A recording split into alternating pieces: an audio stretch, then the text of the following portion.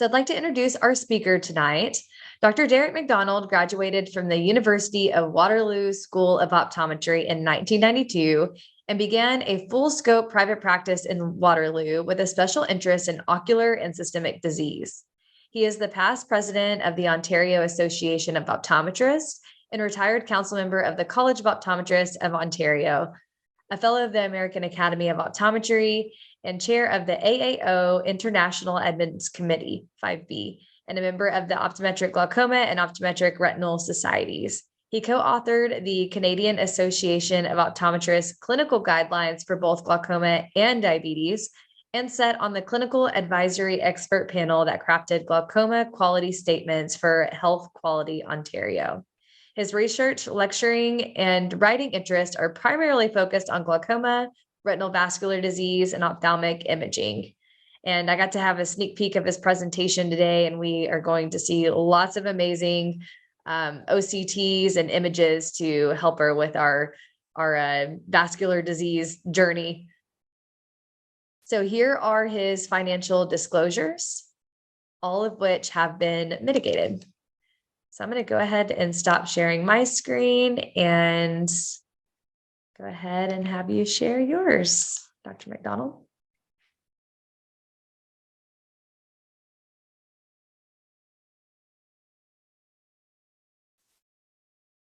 All right, looks great.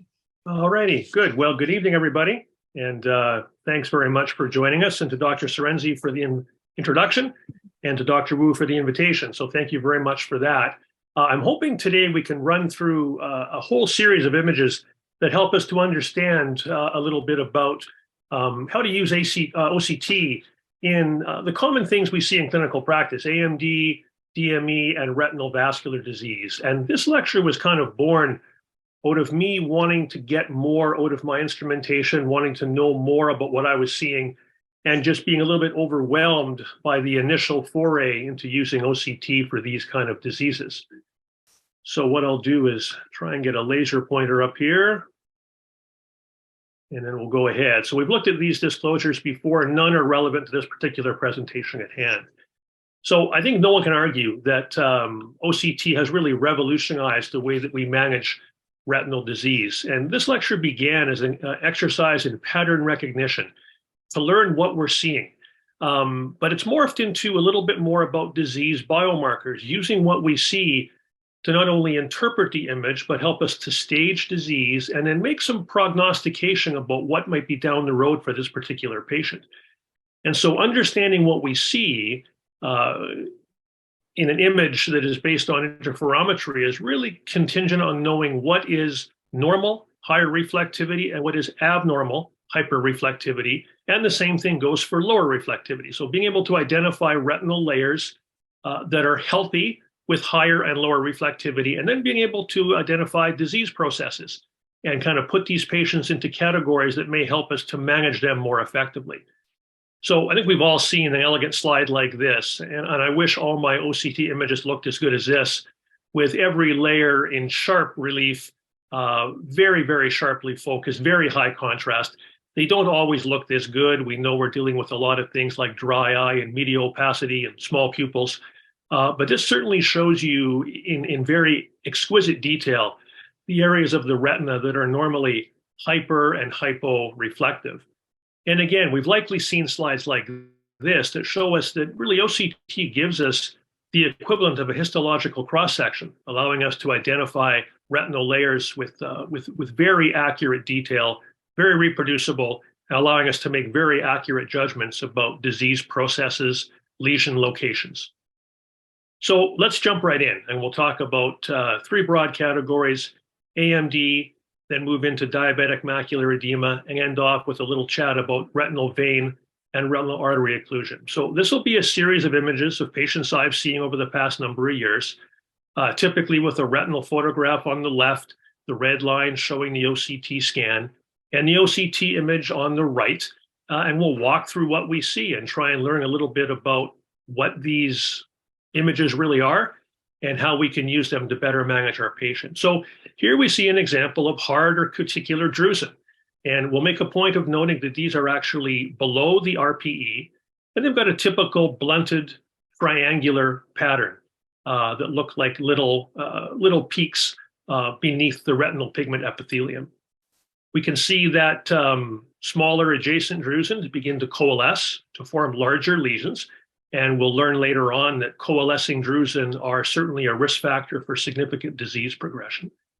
And we'll learn as well that the level of integrity of the outer retina, specifically the external limiting membrane and the ellipsoid zone, are integral to maintaining good visual acuity. And in this case, we can see a patient with an intact ELM, but a slightly irregular and thickened ellipsoid zone, accounting for their slightly decreased best corrected visual acuity. And I will apologize, this is a Canadian slide deck. I have my acuities in metric, 6/12 being 20/40. So in this case, no active CNV, but due to reduced best corrected vision, we'll see this patient a bit more frequently. In this case, I elected to see them every 6 months.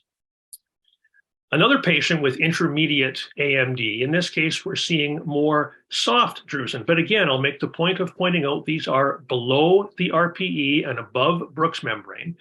In this case, they're homogeneous and they have medium reflectivity. Those are both characteristics of fairly low risk soft drusen. Now, soft drusen as a rule tend to be higher risk, but this is certainly on the low end of that spectrum.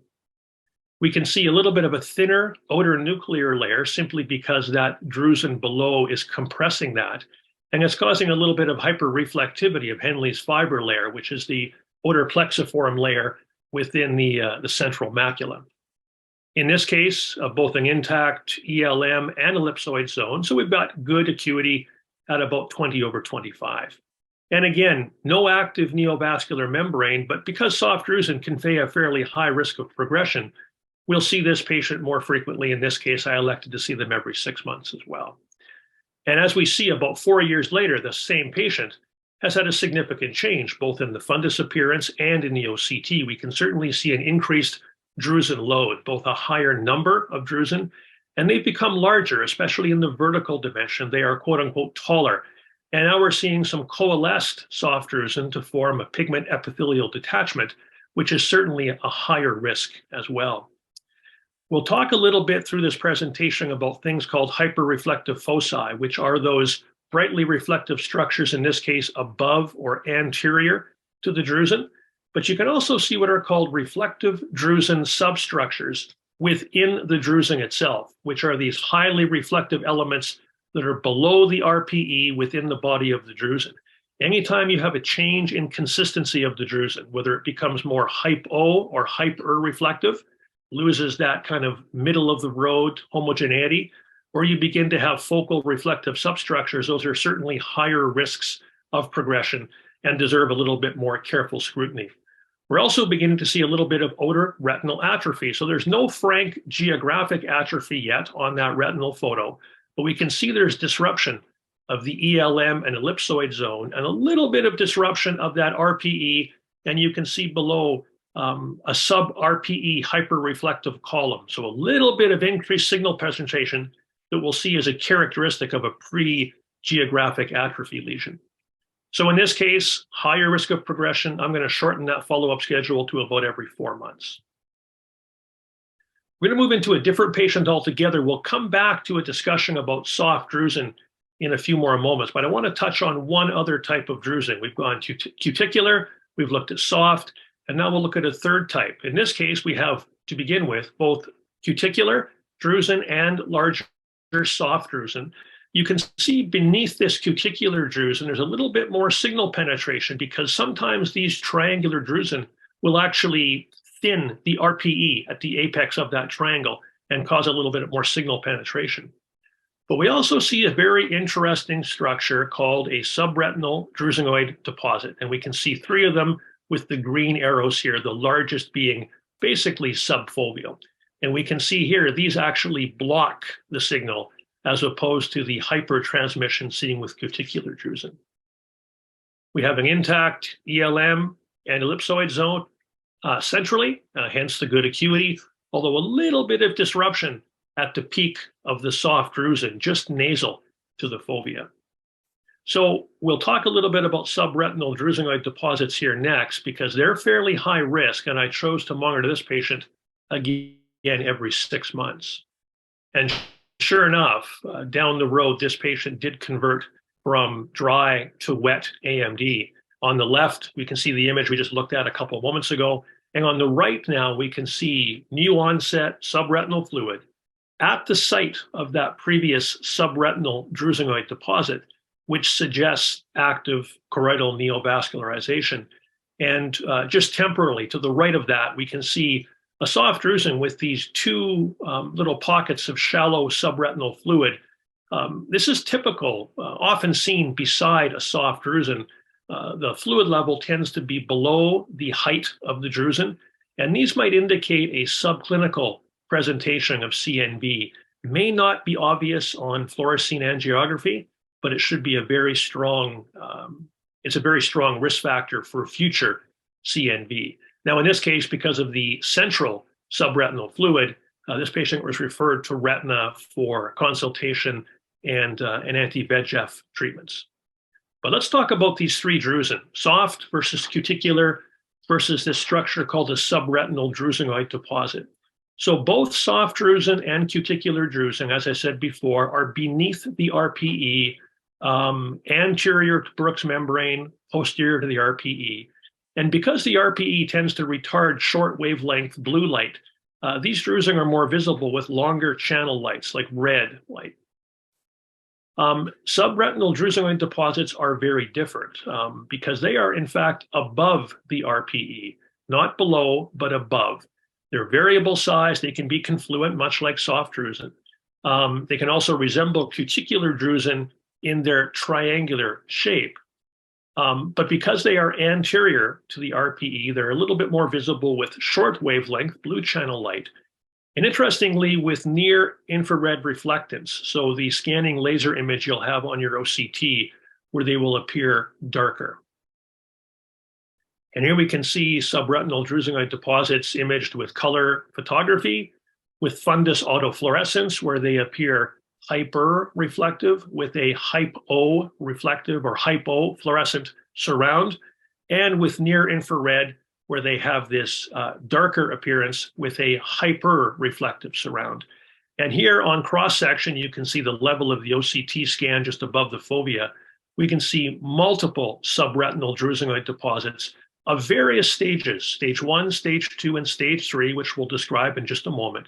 But you can see the RPE itself maintains a very even regular profile. The irregularity is all above the RPE, not below, as you may see with typical soft and cuticular drusen. And here's a staging system for subretinal drusenoid deposition from normal on the left through stage 1 with a little bit of diffuse deposition of this granular material between the RPE and the photoreceptors. Stage 2, you can see a little tiny bit of mounding of this material with a change in contour of the ellipsoid zone. And in stage 3, you can get this blunted triangular pattern where there's actually disruption of the ellipsoid zone and potentially even of the external limiting membrane. And so why is this relevant? Well, subretinal drusenoid deposits have been observed in all stages of disease, but they significantly increase the risk of progression, particularly to the geographic atrophy end of things. And that means that subretinal drusenoid deposits are a biomarker of very severe disease. They're more common in individuals with some genetic risk factors. And interestingly, they become less common with lipophilic statin therapy. And that's germane because we're looking now at subretinal drusenoid deposits as maybe much like diabetic retinopathy being a retinal manifestation of a systemic vascular disease. We're learning that the odds ratios for high-risk systemic vascular disease is nearly 10 times higher in individuals who have subretinal drusenoid deposits than for those with drusen alone, making the identification of those and the differentiation from other types of drusen not just a retinal problem, but potentially of great systemic benefit to these patients as well. So moving back into our discussion about dry AMD, we'll talk a little bit about outer retinal atrophy, which is a bit of a precursor to frank geographic atrophy. So this 76-year-old white man with good vision in this eye, but significantly impaired vision of 2100 in the fellow eye because of very advanced geographic atrophy. So we can see here some RPE hyperpigmentation around what is a fairly even parafoveal area. And you can see that hyperpigmentation on the OCT as well. But nasal to the fovea, we can see a little bit of outer retinal atrophy. So this is irregularity of that parafoveal ellipsoid zone and external limiting membrane that eventually can progress to involve the RPE as well. You can begin to see some increased signal penetration below that, these sub-RPE hyperreflective columns. And these are felt to represent fine microscopic breaks in the RPE integrity that aren't obvious on the actual OCT image, but that increased signal penetration tells you there's some defect in the retinal pigment epithelium, and that's a pathway for future neovascular vessels to enter the retina. Now, because this patient is functionally monocular, and he has high risk geographic atrophy, high risk of progressing, we're seeing this patient every 4 months. So talking about the geographic atrophy continuum, I want to talk about something that is fairly new to me called nascent geographic atrophy. And this is characterized by two very interesting features on an OCT. The first is subsidence or sinking or caving in of the outer plexiform layer and the inner nuclear layer. And what this does is it causes these two layers to begin to sink toward the RPE due to the absence of the outer nuclear layer.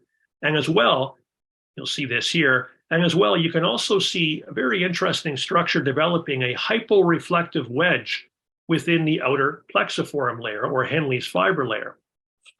These two changes often precede what is called drusen-associated atrophy, which is a precursor to ultimately frank geographic atrophy. So this photograph on the left will show both the subsidence of the outer plexiform layer and the inner nuclear layer, and that hyporeflective wedge within Henle's fiber layer. You can see that very sharp relief here. And you can see here that you've got intact but irregular retinal pigment epithelium, an absence of the ellipsoid zone and external limiting membrane. But sure enough, over the course of time, you can see this subsidence increase even more. And now you can see absence of the RPE to some extent, increased signal penetration, which is a concept of drusen-associated atrophy. And again, one more step along that geographic atrophy continuum.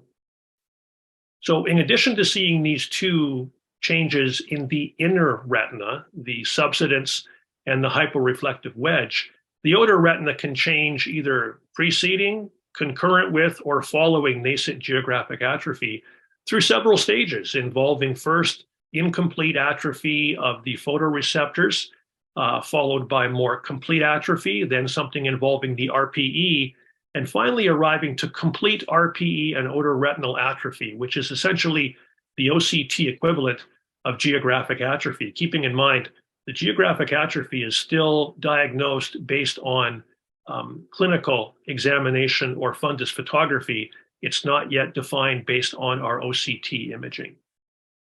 So at baseline, and again, we saw this patient earlier, the presence of intermediate soft drusen, which are greater than 125 microns in diameter, confers up to a 10-fold greater risk of progression than in their absence.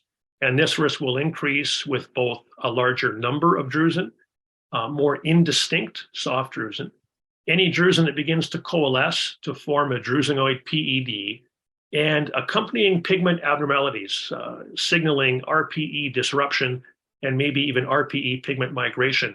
All these tend to be high risk factors for conversion to geographic atrophy. So we talked before about changes in drusen size, in this case, initially growing, as you can see here, and eventually beginning to regress, as you can see just to the right of that.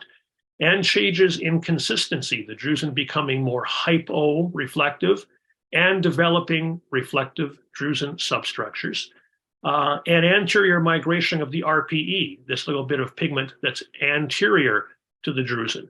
All these are very significant prognostic signs that often precede drusen-associated atrophy and ultimately frank geographic atrophy.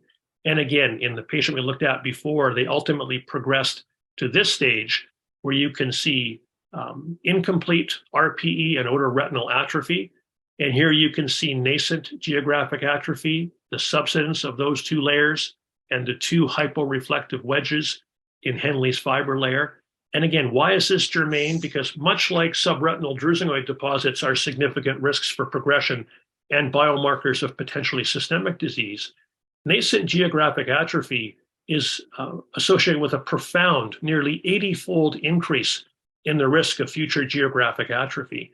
And with many, many potentially vision-saving treatments on the horizon for geographic atrophy, the identification of biomarkers that portend a poor prognosis in the future is very, very significant. So inspect these cross-sectional scans very carefully, looking for nascent geographic atrophy, which is a very strong risk factor for future geographic atrophy.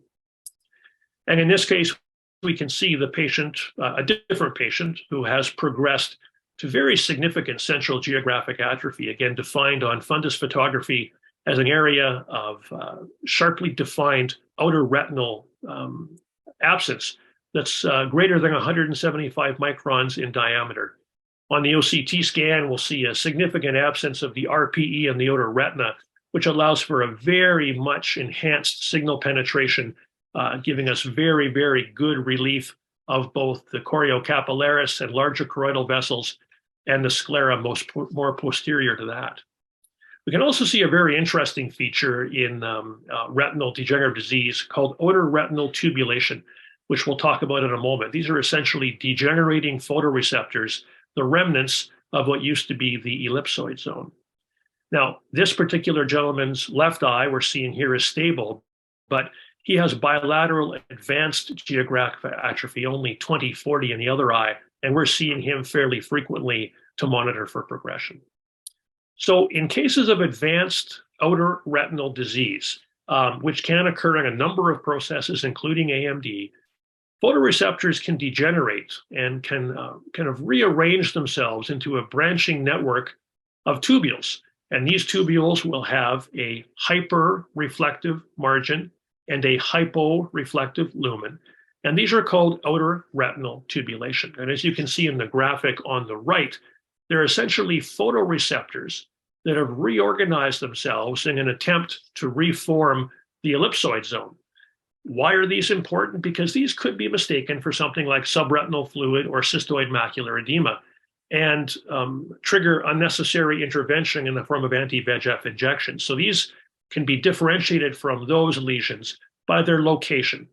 They're in the outer nuclear layer, and they can be seen in both cross-sectional B scans and in en-face images. They'll look like a very interesting branching network of tubules that will run willy-nilly in the outer nuclear layer of the retina. We can also use fundus autofluorescence to help us with our geographic atrophy in both diagnosis and prognosis, because you can see that the area of atrophy is very hypofluorescent because of an absence of RPE, but you can see here a very hyper-reflective nasal margin, hyperfluorescent. So a hyperfluorescent margin is associated with RPE distress. It tells us that that's the likely area or likely direction that this geographic atrophy will progress. So in this case, progressing nasally more so than temporally. For geographic atrophy not yet involving the fovea, this can be very critical to help us schedule follow-up and predict risk of future vision loss. This is a patient with both concurrent geographic atrophy and suspect choroidal neovascularization. So we can see on the fundus photograph an area of RPE atrophy that's greater than 175 microns in size, and we can see a significant enhancement of the signal on OCT as well. But just nasal to that, we can see an area of subretinal hyperreflective material, and we can see what's called a thick double layer sign. So a double layer sign is characterized by a separation between Bruch's membrane, one of the lines, and the RPE, which is the second line. So you can have a thin or a thick double layer sign. In this case, it's thick because of the degree of separation of those two. And you can see an area of subretinal fluid that is adjacent to that double layer sign. And that may represent an active choroidal neovascular membrane. So in this case, both concurrent wet and dry macular degeneration. In this case, the patient was referred for an anti-VEGF consult. Despite the fact that the vision was already poor, we want to minimize the size of any central scotoma. And now we'll move on to true wet AMD. In this case, a fairly young white man with reasonably good acuity, but obviously you can see an area of thickening and hemorrhage in the fundus photograph. And on the OCT scan, you can see both intraretinal fluid, so intraretinal cysts just temporal to the fovea, and you can see an area of subretinal fluid that is central and drifting slightly nasally as well. We'll talk a little bit about the prognostic value of these two types of fluid, but I'll give you a little bit of a preview. Intraretinal cysts are probably the single most important biomarker of disease severity in wet macular degeneration. We can also see a hyperreflective intraretinal hemorrhage characterized by a fairly irregular border and some posterior shadowing. And again, more of this amorphous subretinal hyperreflective material. And subretinal hyperreflective material is also associated with a negative prognosis in the future. And again, this is a fairly cut and dried case of CNV, so an immediate referral for anti-VEGF injection. But our wet AMD can present in several different fashions as well. And in this 79-year-old white man with significantly reduced best-corrected vision, we can see an irregular pigment epithelial detachment and adjacent subretinal fluid. And anytime you have those two things in concert, you must think that there's the possibility of CNV. We can also see a focal pigment figure on the fundus photograph, so this area of hyperpigmentation centrally. And on the OCT, you can see significant anterior migration of the RPE, and both of these are significantly higher risk features. There's a lot of disruption of the foveal outer retina and a commensurate significant reduction in best-corrected vision. And again, this gentleman's off to see the retinal specialist for consideration of anti-VEGF therapy. And again, another feature here where you can see significant intraretinal hemorrhaging and a lot of thickening of that retina. And in the OCT scan on the right, you can see a lot of amorphous hyperreflective material. You can see a fairly lengthy double layer sign where there's this separation of Brooks membrane and the RPE for a significant length of the subfoveal area and significant ellipsoid zone disruption. All these things lead to significantly reduced acuity. Multiple intraretinal cysts, again, which have a negative prognosis, some hyperreflective hemorrhaging. But here we can see one more high-risk feature I'll draw your attention to, and that are what are called hyperreflective foci. The jury is out on what these recommend. Some people believe that they're precursors to hard exudates, basically extravasated lipid. And some people believe they're activated microglia, which are inflammatory biomarkers in the retina. But either way, they are a sign of active, significant inflammatory disease and a negative prognostic factor for going forward. So again, no surprise here, referral for anti-VEGF injections. And then one more a little bit unusual one, a 60-year-old Indian man. Unfortunately, this is his better eye because his fellow eye is amblyopic. But you can see here a new hemorrhage at one of several previously active sites, including a parapapillary neovascular membrane. In the OCT scan, you can see a double layer sign and a fibrotic pigment epithelial detachment. You can see here there appears to be multiple layers within this PED, which is signifies chronicity of that particular lesion. It's also chronic subretinal fluid because of the granularity, or what some people call the shaggy nature of the photoreceptors at the anterior margin of that pocket of subretinal fluid. There's also higher risk intraretinal cysts just nasal to the fovea as well. So let's talk about these structural biomarkers in a bit of review. I said before, intraretinal cysts might be the single most important biomarker.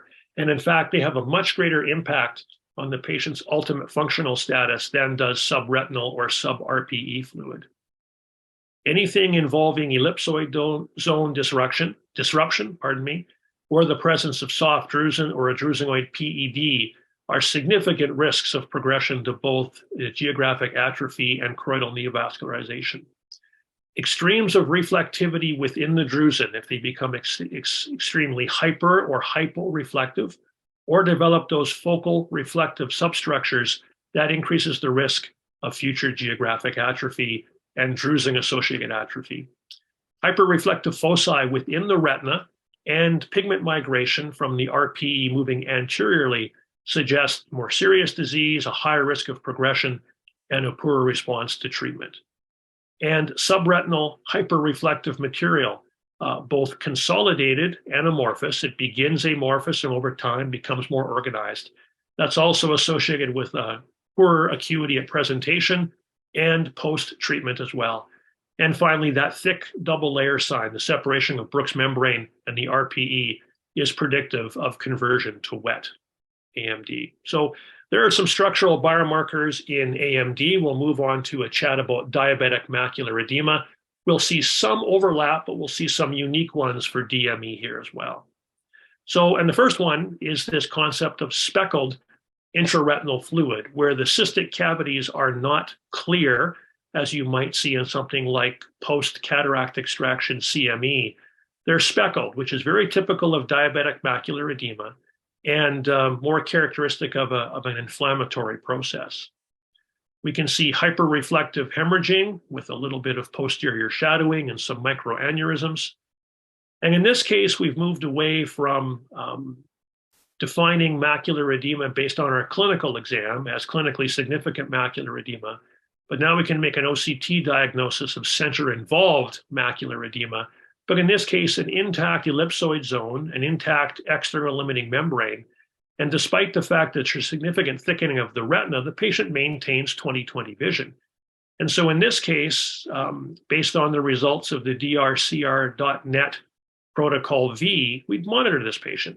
And I think this is worthwhile of a little bit of discussion and just giving you the conclusion of the DRCR.net protocol V, which is basically eyes with center-involved diabetic macular edema that maintain good visual acuity, whether these patients are treated with anti-VEGF injections, laser photocoagulation, or observation alone, there's essentially no difference in visual acuity over several years of follow-up. So in these patients with good acuity but center-involved DME, careful observation is a reasonable strategy unless the acuity begins to worsen, which means optometry can manage these patients, can monitor these patients a little bit deeper into the disease continuum safely.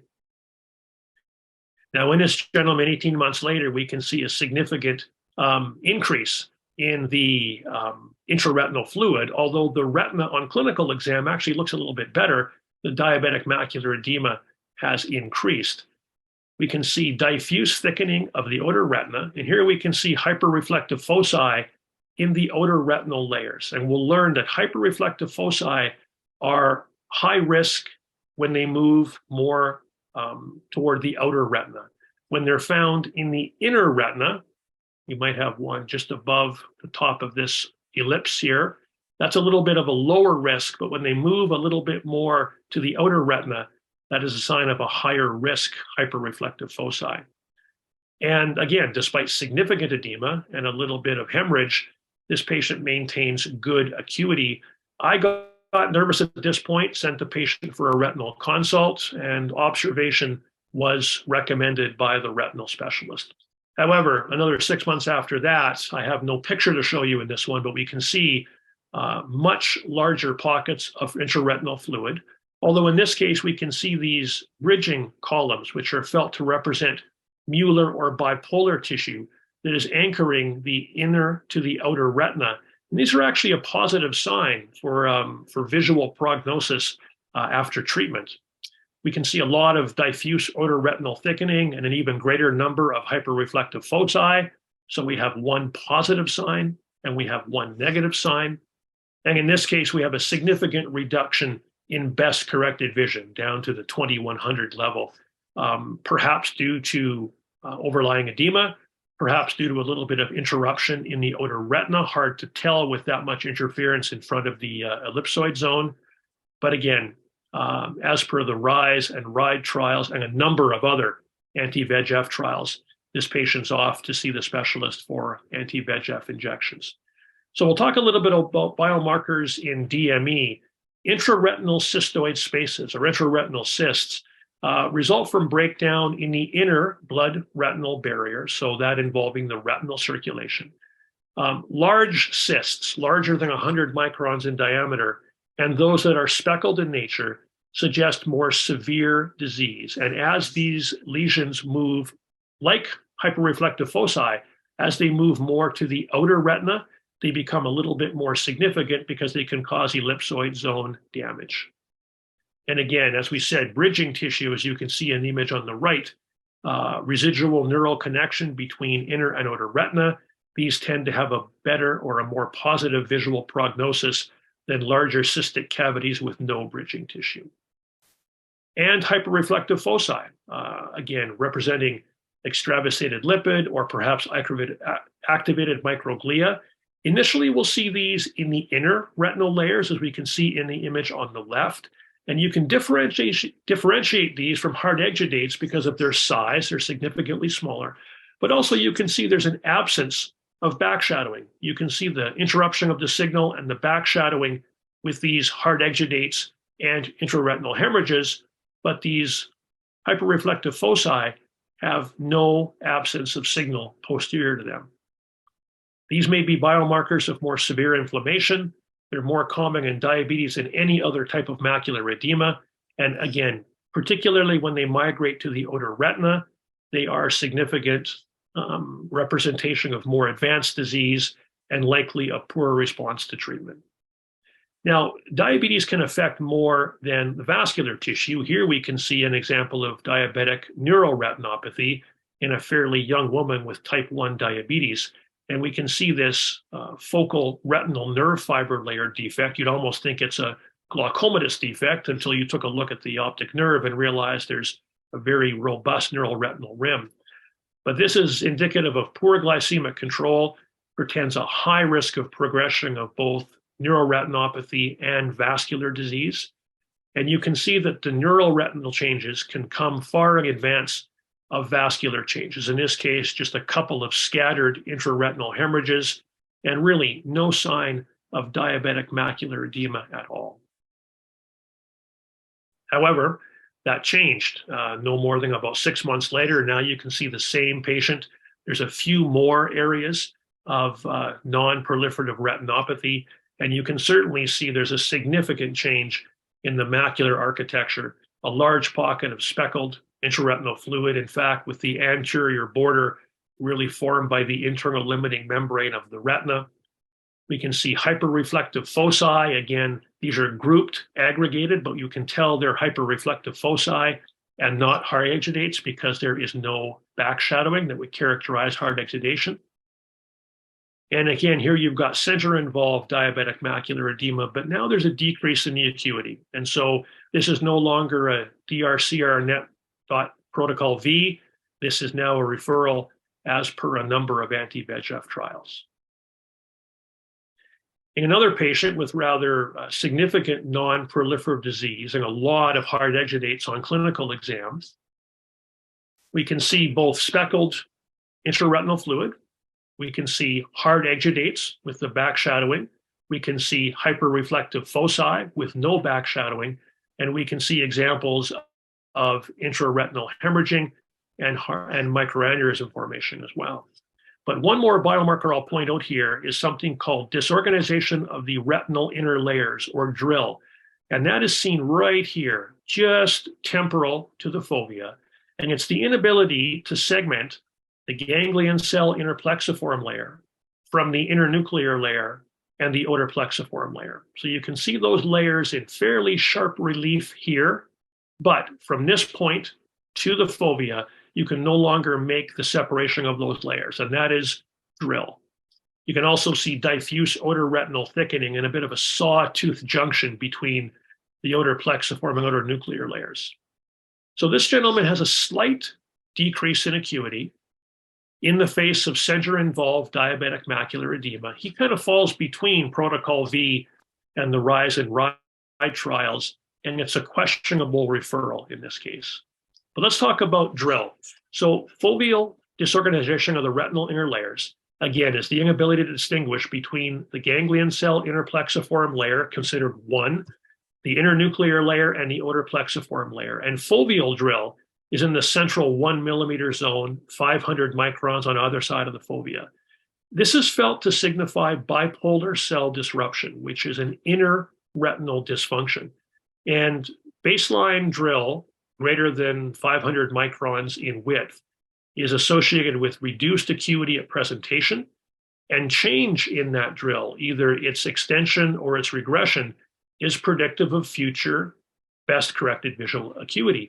And this may help to explain those paradoxical changes we sometimes see, where a patient's edema will resolve, but their acuity will actually decrease, or perhaps the edema will persist, but the patient's acuity will improve. This might be more related to the inner retinal layers than to the actual thickening itself.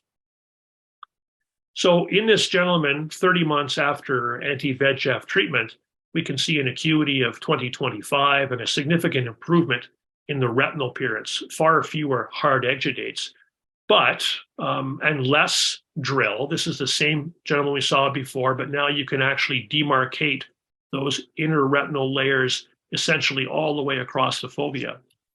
But there's persistent thickening, persistent speckled fluid, hard exudates, and hyperreflective foci. And the fact that the intraretinal fluid is now in the outer nuclear layer increases the risk of permanent damage of the photoreceptors. And again, although I recommended another consult with the retinal specialist, this gentleman had had enough, and he elected to simply monitor in-house every 6 months. His fellow eye, several years earlier, we can see a lot of speckled intraretinal fluid. We can see an example of central DRIL. We can also see a very unique OCT sign called the pearl necklace sign, which we'll talk about in a second. We can also see some hyperreflective hard exudates, and we can see some hyperreflective foci as well. Acuity here is 20/30, likely partly because of the fluid, partly because of the outer retinal disruption, and partly because of the foveal DRIL as well. But because he has center-involved edema and reduced vision, he is referred to see the retinal specialist. This is his other eye before he declined further referral. So the pearl necklace sign is found in chronic exudative maculopathies, including diabetes. And we see this as a series of contiguous hyperreflective dots that line the cystic cavities, usually in the odoplexoform layer. So these are felt to represent lipid-laden macrophage that are associated with chronic macular edema. These are accompanied by hard exudates, and they tend to portend a poorer response to treatment. So seeing the pearl necklace sign is a high-risk feature. Diabetes can, of course, progress to involve ischemic maculopathy. We can see a significant reduction in acuity, the same gentleman who has declined treatment. Here we can see far fewer hard exudates and hemorrhaging on clinical exam, which makes you think things are a little bit better, but the OCT tells a different story. Significant odor retinal irregularity and thinning, fewer hard exudates, but multiple hyperreflective foci and persistent speckled fluid. And this extreme odor retinal thinning, which causes disorganization due to the chronic ischemia. Unfortunately, this gentleman went on to develop proliferative disease, a vitreous hemorrhage. He required vitrectomy, cataract extraction, bilateral PRP. He's had a rather unfortunate clinical course. So odor retinal integrity we know is integral to keeping good visual acuity, and looking at the integrity of the ELM, ellipsoid zone, and the interdigitation zone, which is that hyperreflective band between the ellipsoid zone and the RPE. Disruption of these layers can be graded 1 through 3 from less to more. And interestingly, although subretinal fluid is fairly rare in diabetes, Surprisingly, trial after trial has shown that subretinal fluid is actually associated with a better response to treatment. So intraretinal cystoid fluid, much more significant, subretinal fluid, less troublesome in terms of the ultimate visual outcome. Another Guyanese gentleman with proliferative diabetic retinopathy, we can see some NVD, but over the course of time, his DME stayed relatively stable.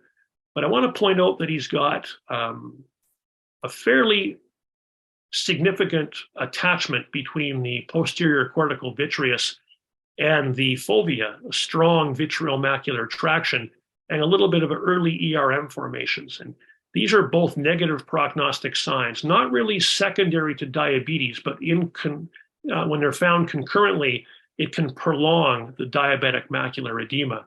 In this case, there's minimal drill and a fairly intact outer retina. The acuity is still reasonably good. This gentleman also went on to develop vitreous hemorrhage requiring vitrectomy and panretinal photocoagulation. But I want to talk a little bit about vitreomacular traction and its role in diabetic macular edema. So patients with diabetes do have a higher prevalence of vitreoretinal interface abnormalities, include epiretinal membrane formation, what's called a taut posterior hyaloid face, and vitreomacular adhesion traction. And the increased both tangential from the ERM and anterior posterior from the PVD can exacerbate the effects of macular edema. And this can make patients with DME candidates for earlier vitrectomy when they've got concurrent vitreomacular interface abnormalities. I want to talk just briefly about some retinal vascular disease as well as we end up here. So central retinal vein occlusion, we can see here, surprisingly fairly few intraretinal and superficial retinal hemorrhages, but some obvious venous congestion. And on OCT, we can see subretinal fluid. We can see foveal drill, where we're no longer able to segment those inner retinal layers. We can see a thickening of the ellipsoid zone, resulting in a significantly reduced vision down to the 2100 level.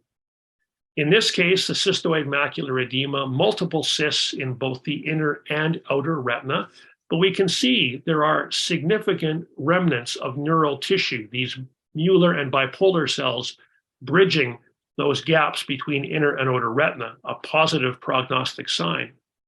Relatively few superficial hemorrhages, as I pointed on the fundus photograph. But because this gentleman has significantly reduced vision and cystoid macular edema and subretinal fluid, again, as a retinal vascular disease, he's a candidate for anti-VEGF injections. And I find this still amazing. After only 4 injections, we can see pre-treatment on the left, post on the right, resolved CME and subretinal fluid, an intact ellipsoid zone, questionable small area of foveal drill. And now we can see this gentleman has a complete separation of the posterior cortical vitreous. It looks like it might still be some foveal attachment here. It's completely separate, which maybe helped his recovery from DME with the anti-VEGF injections. Branch retinal vein occlusions can cause a similar presentation. We can see multiple inner and outer retinal cysts and this area of foveal drill, this disorganization. In this case, we've got multiple hyperreflective foci in both the inner and the outer retina, and a single intraretinal hemorrhage. We can differentiate that based on size and the posterior shadowing as well. Because of the foveal edema, the drill, the outer retinal irregularity, vision's reduced to about 20/40. This individual declined referral and elected for in-house monitoring and ultimately did spontaneously resolve without the need for treatment. So because diabetes and RVO are both involve compromise to the inner blood retinal barrier, the retinal circulation, they do share a couple of common disease biomarkers. Unique to retinal vein occlusion, because the initial status of the outer retina can be difficult to determine because of often significant hemorrhaging edema, at least in branch retinal vein occlusion, we can look at the integrity of the ellipsoid zone 500 microns from the fovea in the direction of the uninvolved retina. So if you have a superior BRVO, you'd use a vertical raster line and look at the ellipsoid zone 500 microns from the fovea going inferiorly. That degree of intact ellipsoid zone is a strong predictor of the ultimate restoration of the foveal ellipsoid zone. If there's significant disruption in the quote unquote uninvolved retina, not a good prognostic sign. But if the ellipsoid zone looks healthy, that's a good prognostic sign. And using drill is very helpful to predict ultimate recovery. So change in drill, resolution of foveal drill following the first 3 anti-VEGF injections is predictive of ultimate visual acuity. Poor reduction in drill, ultimately poor acuity. More reduction in drill, ultimately better acuity. Hyperreflective foci are also significant in retinal vein occlusion, particularly in the outer retina, as we discussed before. They signify significant ischemia and portend a poor visual outcome. And given the fact that central retinal vein occlusion can be much more significant, these biomarkers may have a little bit more predictive value in branch retinal vein occlusion. And lastly, to finish up here, a quick talk about artery occlusions as well. So this 69-year-old woman actually called my office one night at about 5 minutes to close. Her history was very significant for central retinal artery occlusion. And sure enough, when she presented, you can see diffuse ischemia, cherry red spot at the fovea. You can see some segmentation of that superior temporal arterial blood column. You can see inner layer opacification of the retina. And you can see an area of intact cilial retinal perfusion that shows up on both the fundus photograph, and you can see that area just a nasal to the area of inner reflectivity. And this is a very unique thing I want to talk about in a second here, what's called the middle limiting membrane, which is this very, very thin layer of hyperreflectivity in the odoplexoform layer. Of course, with a central retinal artery occlusion, we now know it's an immediate referral, not only to the ophthalmologist, but to a stroke neurologist. And we'll talk about why in just a second. 7 weeks after presentation, we can see a bit of an improvement in the fundus appearance, but we can see resolving inner retinal edema on both clinical exam and the OCT. We can see the nerve head beginning to look a little bit, showing some pallor and superior temporal collateral formation.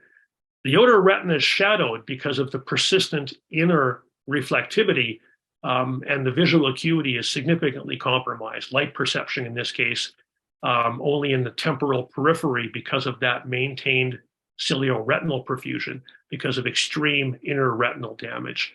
Fortunately, in this case, no sign of cerebral stroke, no sign of giant arteritis. So we're simply monitoring this patient for neovascular complications. 2 years later, we can see a largely featureless retina with very little detail. The collateral vessels have regressed. There's no more need for those to be present. Extreme inner retinal atrophy, but relative preservation of the outer retina. In this case, you look at the outer retinal bands, and you can very easily determine both the RPE, ellipsoid zone, and external limiting membrane, and yet the inner retinal damage is significant. We can see the same thing in a branch artery occlusion. I won't spend much time going through this.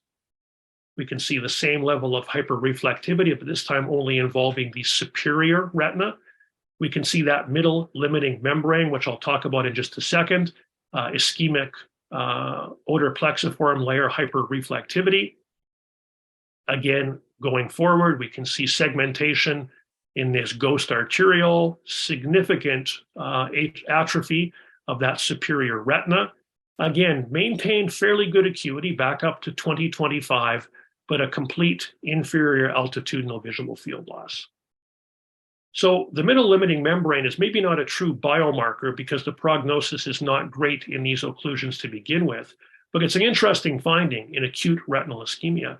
It's felt to represent ischemic swelling of the synapses in the inner portion of the outer plexiform layer, which is the outer limit of central retinal artery perfusion.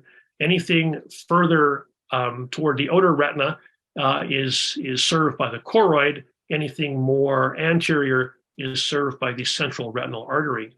But interestingly, patients who have a prominent middle limiting membrane at presentation may ultimately show fewer long-term neovascular complications, which was the case in both of these patients of mine. And I do want to just remind us to close here that now we've got a new definition of stroke.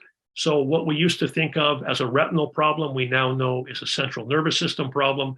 And a stroke has been redefined to include retinal cell death. And a transient ischemic attack is actually a very big deal. So although some professionals consider TIAs, retinal TIAs, benign, this is incorrect.